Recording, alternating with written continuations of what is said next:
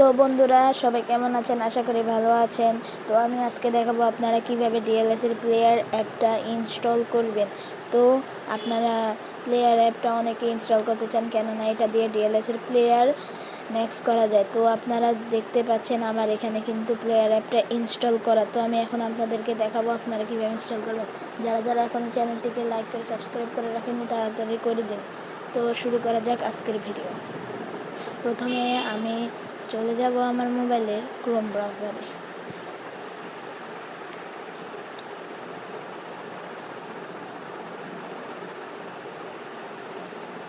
তো আমি আমার মোবাইলের ক্রোম ব্রাউজারে এসেছি। লোডিং নিতে একটু সমস্যা হতে পারে। তো এখানে এসে আপনারা সার্চ বারে যাবেন, গিয়ে সার্চ করবেন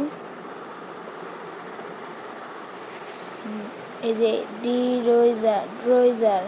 এটা এই লেখাটা সম্পূর্ণভাবে লিখে আপনারা সার্চ করবেন।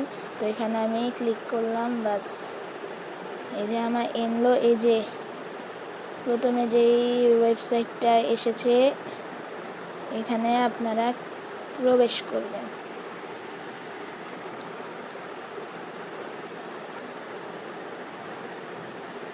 প্রবেশ করার পরে এই যে আপনারা দেখতে পাচ্ছেন এই লেখাটার উপর জাস্ট একটা ক্লিক করে দিবেন। তো এখন আমাদের এখানে আনলোড, আপনি কিন্তু অ্যাপটি সম্পূর্ণ ফ্রিতে ইনস্টল করতে পারবেন। তো আপনি এখন এই লেখাটার উপর একটা ক্লিক করে দিবেন। তো আপনার প্রথমে অন্য ওয়েবসাইটে ঢুকাতে পারে, দ্বিতীয় বা তৃতীয়বারে দেখুন আমার কিন্তু ঢুকালো, দ্বিতীয় বা তৃতীয়বারে আপনারটি ঠিক হয়ে যেতে পারে। তো আপনি ব্যাক করবেন, ব্যাক করে আবার এখানেই ক্লিক করবেন। তো এবারও মনে হয় আমি অন্য কোনো একটা ওয়েবসাইটে ঢুকাচ্ছে। হ্যাঁ, তো আবারও আমি বের হয়ে যাব, গিয়ে আবারও আমি ক্লিক করব। ক্লিক করার পরেও এবারও মনে হয় অন্য একটাতে ঢুকাবে